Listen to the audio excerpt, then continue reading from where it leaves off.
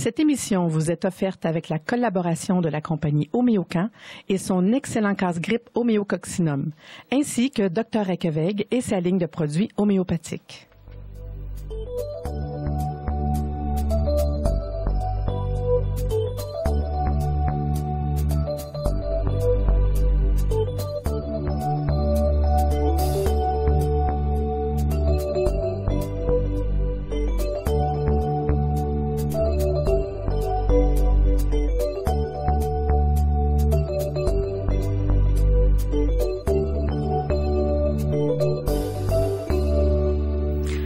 Bienvenue à notre première émission Réseau Santé. Chaque semaine, nous vous parlerons de plusieurs thèmes de santé différents, d'informations sur la santé. Notre mission, vous faire découvrir la santé sur toutes les facettes. Et comment, avec deux passionnés, deux générations différentes, moi, Marie-Lise Pelletier et Patricia. Bonjour Patricia. Bonjour. Moi, Marie-Lise Pelletier, je vous ai fait une émission de santé, entre autres parce que je suis thérapeute, naturopathe, homéopathe. Dans le domaine de la santé depuis très longtemps. J'ai eu un magasin de produits naturels pendant 10 ans. Donc, tout le côté santé, j'aime ça et j'aime partager. Et je crois à tout le monde ensemble pour la santé. Une autre chose intéressante, je suis mère 4 fois, bien, les enfants sont partis de la maison, puis grand-mère 3 fois. Fait que j'aurai ce côté-là de génération. Et toi, Patricia? Moi, j'ai grandi dans une famille pour qui la santé, ça a toujours été très important. Puis, moi, mon électrochoc est venu quand j'ai eu ma première grossesse. J'ai tripé périnatalité. Ça m'a fait vraiment je suis rentrée là-dedans tête première. Donc, au fil du temps, je me suis toujours informée de plus en plus. Je suis devenue accompagnante à la naissance. Je suis maintenant maman de 3 petits-enfants, 3 petits garçons. Le plus grand, 5 ans. Le plus jeune vient d'avoir 6 mois. Première fois qu'on se sépare, d'ailleurs. Puis, c'est ça. Donc, pour moi, la santé, c'est très important. C'est un sujet que j'aime beaucoup. Puis, moi, je vois la santé du point de vue d'une maman qui veut que ses enfants soient en santé puis qui n'a pas eu jamais à être vraiment dans la maladie comme telle. Donc, je suis plus côté prévention, peut-être. Puis, ce qui est intéressant, il faut que les gens sachent aussi que, dans le fond, l'émission, c'est de rendre ça peut-être pas nécessairement trop, là. Moi, j'ai le goût que les gens se sentent à l'aise, qu'ils soient le bienvenu avec nous à l'émission, que je leur explique, admettons, moi, ça arrive souvent que les gens me disent hey, moi, ma mère a été diagnostiquée Alzheimer, ça a pris 1 an avant que je trouve un centre de santé, l'information.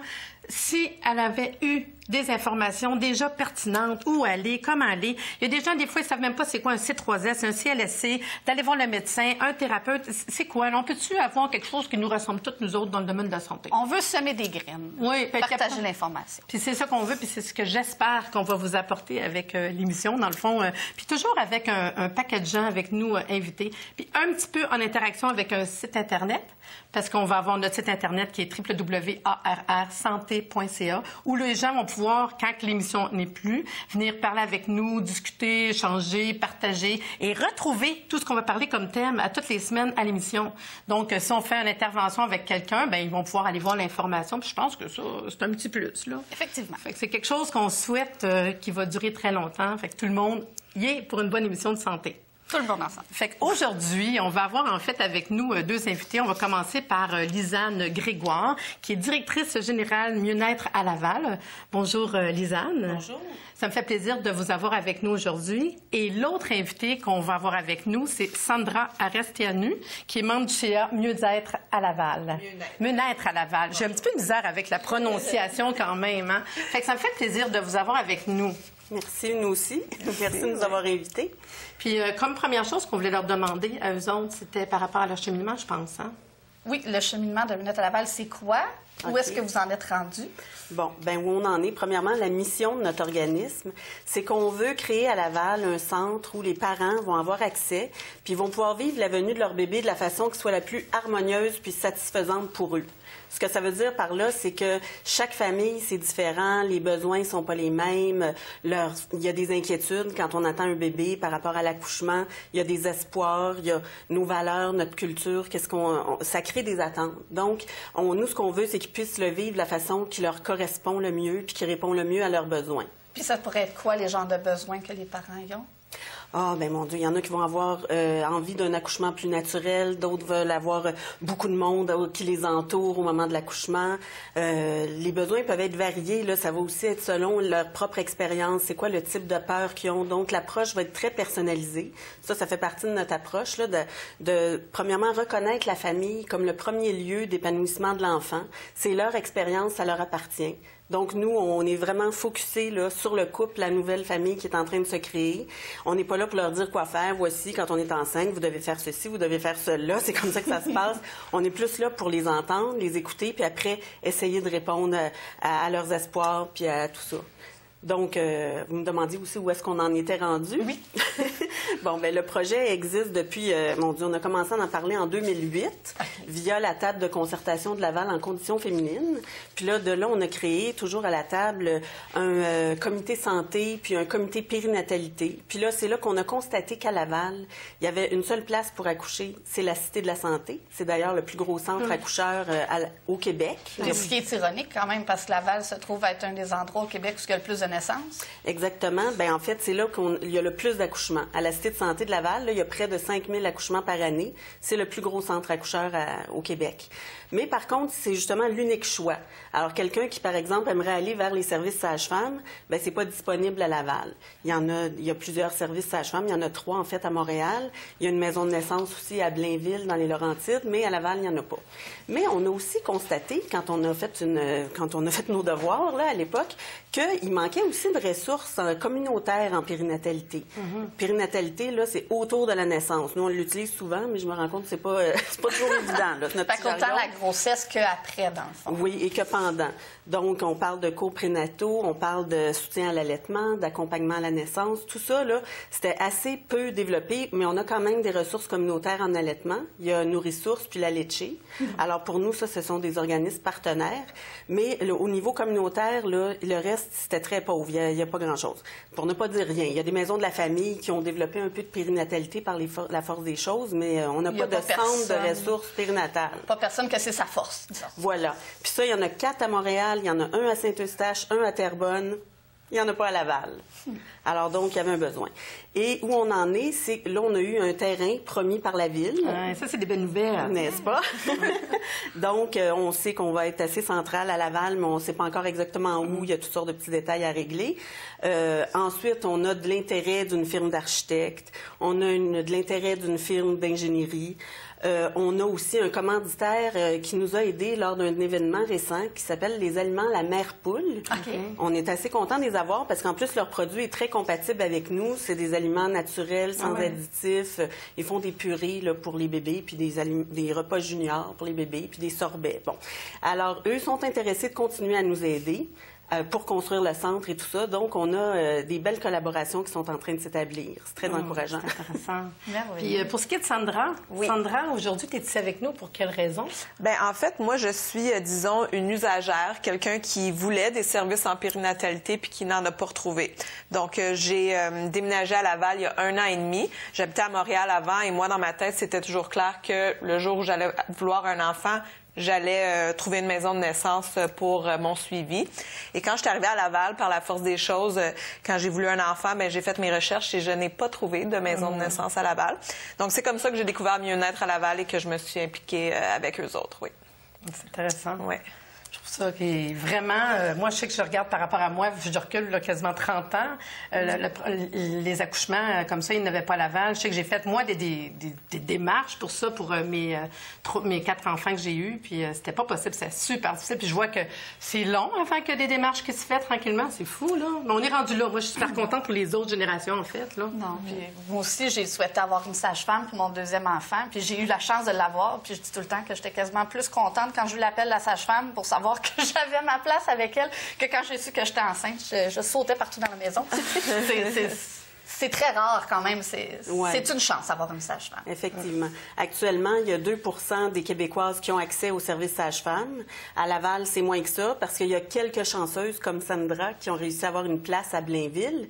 Mais si on pense à Laval, là, même avec une maison de naissance, ça va créer de la place pour à peu près 300 accouchements par année. On est loin de servir 5000 personnes, hein, comme on dit. Donc, nous, au centre, là, c'est bien important ce qu'on veut rejoindre, c'est toutes les nouvelles familles de Laval. C'est pas obligatoire l'histoire d'avoir envie d'avoir un suivi sage-femme, c'est un volet des services. On va avoir aussi l'accompagnement à la naissance. Donc ça, c'est des personnes qui vont aller aider, bien, tu le sais, tu es toi-même accompagnante. Donc, ils vont aller aider les couples à accueillir leur bébé à l'hôpital et qui va les aider aussi à... Des fois, c'est d'avoir un lien, une continuité, hein, un lien de confiance avec quelqu'un qu'on a rencontré avant. Parce qu'à l'hôpital, là, ils font leur possible, puis ils sont pleins de bonne volonté, ça, c'est clair, là. Mais n'empêche que c'est des personnes avec qui on doit faire connaissance directement sur place. Moi, je ferais une petite parenthèse Ouais. avec ce que tu dis. J'ai une de mes patientes, c'était ça, puis j'en ai discuté avec Patricia la semaine passée qui m'a référé. Elle reste à Laval, son conjoint est à l'extérieur. Puis là, elle est enceinte, puis elle dit, j'ai peur. Parce que je le dis, Marie-Lise, elle dit, j'ai peur, qu'est-ce que je fais? Elle dit, moi, si j'accouche, il n'est pas là, mais il est loin, là, il est au Saguenay. Fait que là, j'ai dit, je sais pas. Fait que première chose que j'ai fait, j'ai appelé Patricia, donne-moi une référence, puis c'est là qu'on a référé. Parce qu'on se rend pas compte comment que les gens, des fois, peuvent être, c'est démunis, c'est pas démunis, mais elle se sent toute seule, là, elle comprend pas, là. Bien, c'est quand même un moment intense, hein, accoucher. Fait que c'est normal d'avoir besoin d'être avec quelqu'un en qui on fait confiance puis qu'on connaît un tant soit peu.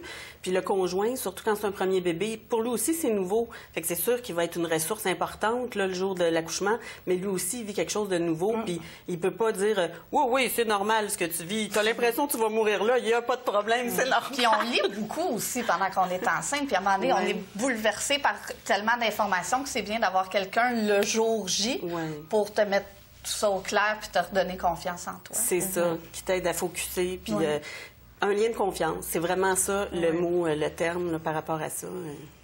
Mais au-delà de l'accouchement, il y a après. Hein? Il y a donc accueillir un bébé de nos jours, c'est pas si facile. On se retrouve en congé de maternité. Souvent, le père, il va retourner travailler, ça sera pas trop long. La famille extérieure, là, les sœurs, les mères, les tantes, c'est pas nécessairement proche.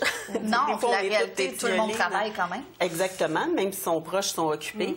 Alors, donc, il y a des services, entre autres, de relevailles à domicile. Ça, les relevailles, c'est une personne qui vient à la maison pour soutenir la mère. Ça peut être des travaux légers domestiques, ça peut être de s'occuper d'un enfant un peu plus vieux, ça peut être d'être une écoute. C'est une belle place aussi pour entendre puis dépister. Il y a un problème qui revient. Mais ça veut dire que tu me dis que, mettons que moi, ma patiente, là, j'ai le goût de la référer. En plus, elle aurait un soutien qui l'aiderait par après, comme ça. Oui, Ils exactement. sont gênés, des fois. Je vous le dis d'aller faire demander ou de... Non, mais c'est pour une réalité. Je ne sais pas, toi, si tu l'as vécu de ton côté, là, mais c'est une réalité quand même. Oui, moi, j'ai vraiment l'impression qu'il faut qu'on travaille au niveau communautaire et au niveau de notre société pour briser cet isolement-là que les femmes peuvent ressentir après un accouchement. Vraiment créer un milieu où est-ce qu'elles peuvent se sentir à l'aise pour demander de l'aide, pour aller en chercher, pour être entourées d'autres femmes qui vivent la même chose qu'elles. Oui. Puis c'est ça qui est bien aussi d'avoir tout au même endroit parce qu'on s'habitue, puis justement, quand on vient sur la gêne d'avoir ces services-là, si tout le long de ta grossesse, tu as été, disons, pour des cours de yoga, puis que tu es habitué à l'endroit, puis que tu as vu le bureau de la personne qui offre le service d'aide de relevaille, tu le sais qu'elle est là, ça crée... Tu sais, ça te laisse une petite porte ouverte dans ta tête, puis si tu en as besoin. Puis on se sent moins seul. Parce que pour vrai, les gens sont à la maison, ils se retrouvent, ils travaillent plus, ils s'occupent de leur bédaine, ils sont contentes, mais pour vrai, ils n'osent pas. Puis surtout le premier. On sait bien que les autres après, ça va être différent, là. Mais pour le premier, pour vrai, on n'ose pas, on le sait pas, puis on sent comme ça on n'était pas bonne, ou tu sais. C'est une réalité quand même. Mais même rendu au deuxième puis au troisième, des fois, on vit des défis qu'on l'a eu facile au premier, puis là, tout d'un coup, tu arrives à ton troisième, tu perds les pédales, tu y arrives plus, c'est quasiment encore pire. Fait qu'il y a beaucoup de préparation à faire, puis de se dire, c'est lourd, faire un enfant, c'est pas pour rien, le fameux proverbe africain, là, ça prend un village pour élever un enfant, mais entre autres, c'est que ça prend, c'est pas normal d'être toute seule pour s'occuper d'un bébé. Non. Donc, il faut vraiment briser ce mythe-là et que les femmes se sentent à l'aise de demander de l'aide, puis tout le monde qui en a pas d'enfants ou qui sont rendus grands, aidez les jeunes couples, faites-leur des petits plats tout préparés à mettre au congélateur. Non, mais ça nous concerne tous, là, pour aider les enfants à grandir dans des environnements, là. Mais je terminerai cette période là, qu'on a pris pour ce petit caucus-là. Je trouve ça merveilleux. Je pense qu'on va beaucoup aider beaucoup de femmes en vous disant que vraiment, idéal, c'est de ne pas attendre. On pense pas que les tantes, les grands-mères, les mères vont aider, mais des fois, c'est pas ça. Puis aller chercher de l'aide. Moi, je pense que je vais prendre une petite pause, puis on va revenir dans quelques minutes. Nous poursuivons avec les services professionnels complémentaires. Sandra, Tu voulais nous parler de ce petit côté-là. Ben oui, en fait, on s'est rendu compte que les femmes, pendant la grossesse et puis aussi après la grossesse, utilisent beaucoup de services complémentaires. C'est quoi les services complémentaires ou alternatifs qu'on peut dire? C'est par exemple les chiropraticiens, les ostéopathes, les massothérapeutes, les naturothérapeutes. Il y a beaucoup de services, là, mais en fait, nous, ce qu'on veut, c'est que ça soit tout sous le même toit.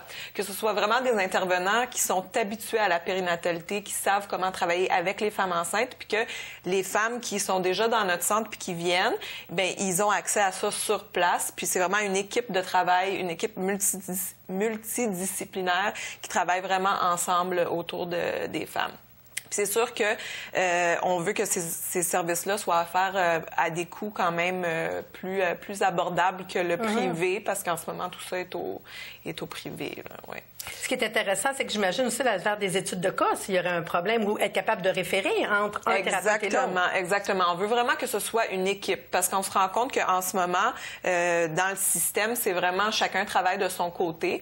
On voit notre chiro, ben si ça marche pas, après ça, on va voir notre ostéo, après ça, on passe d'un à l'autre. Mais nous, on veut vraiment que ce soit un travail d'équipe qui se fasse, puis que cette équipe-là se rencontre à toutes les semaines, justement, parle des différents cas, puis en fait, c'est bien reconnu au niveau de la santé qu'une gestion en équipe fonctionne beaucoup mieux qu'une gestion chaque professionnel de son côté, on se parle pas, là, ouais.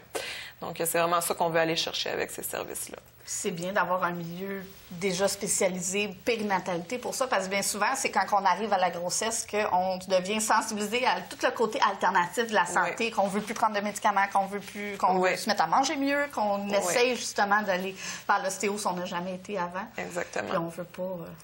Il y a aussi l'acupuncture aussi qu'on prévoit offrir, qui peut être intéressant au niveau du travail de l'accouchement. C'est rendu qu'il y a des acupuncteurs qui travaillent dans des salles d'accouchement. Ça commence, ça. Mais je voulais revenir sur la question des prix. Une particularité de notre projet, on est un organisme à but non lucratif, puis on se développe sur le modèle de l'économie sociale. Donc, ça veut dire qu'on a, outre viser une certaine rentabilité, il faut être viable, on a aussi une mission sociale. Donc, là, en ce moment, on essaie de créer toute une habitude avec des donateurs, des commanditaires pour construire le centre. Mais après, on veut continuer la même chose pour constituer un fonds qui va soutenir le paiement de certains services pour des clientèles qui n'ont pas les moyens. On devrait avoir des grilles tarifaires qui vont être modulées selon les revenus des parents. Puis ça pourrait aller à la gratuité. Alors ça, c'est assez rare qu'on trouve ça pour des services professionnels comme ça. Super belle idée, incroyable. Moi, je trouve que c'est vraiment bon. Là. Ben, nous aussi. Puis vos levées de fonds, vous les faites comment dans ce temps-là? Bien là, récemment, on a fait une levée de fonds, justement. C'était un événement qui s'appelait En marche pour les bedons. Alors, ça visait à la fois à lever des fonds. C'est là qu'on a fait contact avec notre commanditaire, la Mère Poule, et aussi à donner de l'information. Donc, on avait des kiosques sur tous les services dont on vous parle aujourd'hui pour faire connaître qu'est-ce qu'on peut avoir comme service. Parce que la population à Laval, justement, vu qu'il n'y en a pas, mais ils n'ont pas l'habitude de... À Montréal, on dirait, c'est comme plus évident là, qu'on sait qu'il y a des ressources communautaires. Fait que là, il faut faire connaître ça. Ça, c'est dommage, pareil, je comprends pas. Là. Puis je pense que ça poursuit aussi votre idée de faire un milieu de vie, de créer une grande famille. Oui, exactement. Ça, c'est bien important pour nous. C'est comme les fondements de notre projet, c'est de créer un milieu de vie, une maison ouverte. Ça nous vient là, du concept des maisons de naissance. Parce que les maisons de naissance, ça a été fait par des sages-femmes avant, nos pionnières, là, qui allaient au domicile de leurs clientes. Fait que c'est comme évident qu'ils leur disaient pas s'ils pouvaient aller dans le frigo ou qui ils pouvaient inviter chez eux. Hein? Ils étaient sur leur territoire. Alors nous, on aimerait beaucoup que la maison, ça devienne le territoire des couples qui la fréquentent, puis des mères, puis tout ça. Vous venez, le salon vous est ouvert, la cuisine, faites-vous la popote ensemble, une halte garderie. C'est ça qu'on parlait tantôt, la halte garderie, j'avoue. Hein? C'est important. Quand on vient chercher un service, des fois on a un petit bambin, puis voilà, on a une halte garderie pour subvenir à ce besoin-là. Le bébé n'est pas trop loin, pas besoin de trouver un autre... Mais ça me fait penser, pareil, que toutes les démarches que vous faites, je trouve ça tellement super beau et tellement génial. Mettons qu'on est quelqu'un qui est une femme enceinte, là, puis que le goût commence à s'impliquer, qu'on vous contacter, voir ce que vous faites, ou bien non, des personnes bénévoles. J'imagine qu'il y a peut-être besoin de bénévoles. Tout à fait. On va où? On fait quoi? Ben voilà. Ben premièrement, on nous nous écrit ou on nous appelle. On est sur Internet au www.mieuxnaître.org. Et on organise justement des cafés-causeries pour nos membres et puis les bénévoles potentiels. Fait qu'on essaie de réunir l'utile à l'agréable. On leur fait connaître le projet, nos besoins en bénévoles, mais en même temps, on offre une causerie sur un thème. Alors, donc, là, on voudrait justement créer ça. Là. Un des grands buts de l'affaire, là, c'est briser l'isolement, tisser des liens, se faire des amis. Parce que quand on est enceinte, des fois, on n'a pas toujours une amie qui est enceinte en même temps. Bon, ben là, c'est la place pour aller se faire des amis. Puis il y a de plus en plus aussi des réseaux virtuels qui se créent via les forums, mais ça compte pas tout. C'est pas pareil. C'est pas pareil. Il y a une clientèle pour ça. Mais je sais qu'elle, Patricia, pendant qu'elle était enceinte, elle adorait aller chatter puis aller regarder les autres. Puis je sais qu'elle s'est fait un groupe d'amis qui sont complètement différents. Ouais. C'est intéressant. Il y a du monde qui vont chercher ça. Il y en a d'autres, comme je vous dis, qui sont gênés, qui n'osent même pas téléphoner ou avoir de l'information. Mais même le côté bénévolat, pour vrai, je pense à moi, ma génération, que moi, je suis pas enceinte, je suis plus grand-mère. Mais il y en a des gens, des fois, c'est des gens qui n'ont pas eu d'enfants. Des fois, c'est des gens qui s'ennuient. Pour vrai, il y en a qui s'ennuient. Fait qu'à ce moment-là, s'ils vous contactent, ils pourraient faire, même si c'est une demi-journée, une journée, j'imagine, ça peut être occasionnel. C'est pas obligé de ça. Le monde, il pense des fois que le bénévolat, c'est s'engager à X heures. Je pense que si vous appelez, de ne pas être gêné de faire la ligne. Chaque petit geste compte. Si on a de la disponibilité une seule fois. Par exemple, le jour de notre événement en Marche pour les bedons, on a eu une trentaine de bénévoles qui sont venus. Certains ont tenu kiosque, d'autres aidaient à l'inscription. Donc, ça peut être une fois, une journée, puis même, il n'était pas disponible toute la journée. Il pouvait être là 1 heure ou 2. C'est parfait. Il y avait quelque chose pour elle. C'était le fun parce qu'il y avait souvent la maman de une qui était dans le comité, qui tenait un kiosque. D'ailleurs, je pourrais souligner quelque chose. Il peut y avoir des personnes qui sont photographes, par exemple, comme Patricia, et qui viennent nous faire des photos de notre belle journée.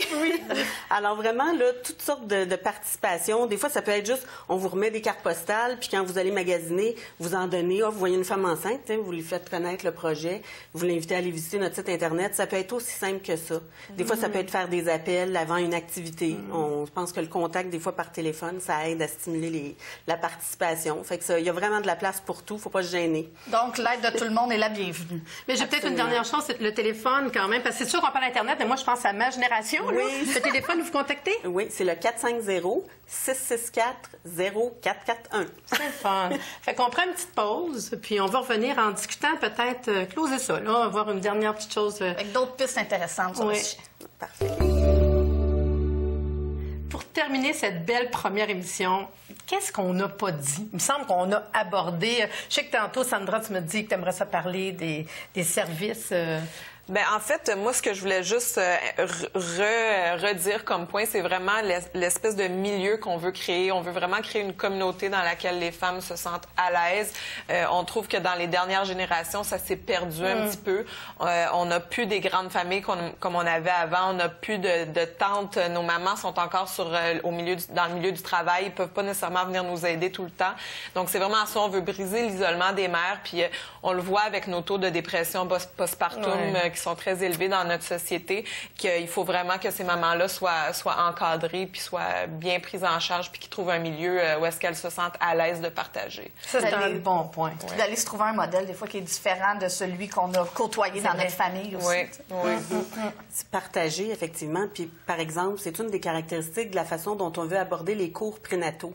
Nous, on va appeler ça des rencontres prénatales parce que ça va être beaucoup axé sur l'échange. Puis encore là, on aimerait ça que ce soit une place où les femmes qui se rencontrent, les couples, les hommes aussi, deviennent amis. D'ailleurs, il y aurait des rencontres spécifiques pour les hommes. Ça se développe de plus en plus. Puis depuis qu'il y a des groupes spécifiques pour les hommes fréquentent plus les rencontres prénatales. Fait que ça, on trouve ça important parce qu'eux autres aussi, ils vivent quelque chose de particulier. Puis, quel autre service qu'on n'a pas dit? Consultante en lactation. Donc, ça va compléter les ressources communautaires qui sont déjà à Laval. Parce que rapidement, pour ceux qui ne savent pas c'est quoi une consultante, il y a les marraines d'allaitement, qui est une maman qui a allaité, qui aide une autre maman. Mais les consultantes, c'est vraiment des professionnels de l'allaitement. Un diplôme, là, après plusieurs années d'études. Ce sont elles qu'on engage aujourd'hui dans les hôpitaux pour la certification Amis des bébés, là, un programme du ministère de la Santé pour rehausser les taux d'allaitement. Parce qu'à un moment donné, on a perdu ça dans notre culture. Là, dans les années 70, ça allaitait plus.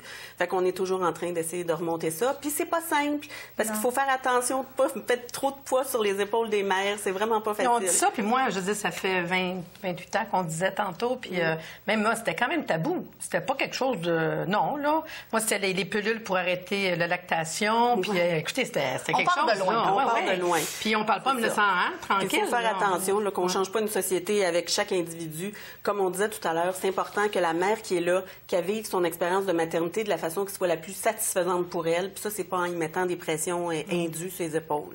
Puis je voyais que vous avez apporté un livre. Oui. Oui, parce que j'imagine qu'il y a des lectures. Pour se préparer à accoucher, ça peut être une suggestion. Alors ça, c'est une réalisation du groupe Maman, qui est un groupe qui est pour l'accouchement naturel, puis qui la réappropriation de toute l'expérience de la maternité par les femmes. Parce que depuis plusieurs années, on est comme pris en charge, comme qui dirait, c'est normal, c'est la culture. Là, on nous indique quoi faire, quand pousser, quoi faire. Bon, et il y a beaucoup de craintes. Ouais. Quand on voit des accouchements dans les médias, les films, les séries télé, c'est toujours des catastrophes, que c'est épouvantable. Alors ça, c'est des histoires là qui aident à retrouver confiance dans notre capacité d'accoucher. C'est des témoignages d'accouchement, donc, qui sont tous variés. C'est pas toutes des histoires à l'eau de rose. On a des espoirs, des fois, ça tourne pas comme on pensait.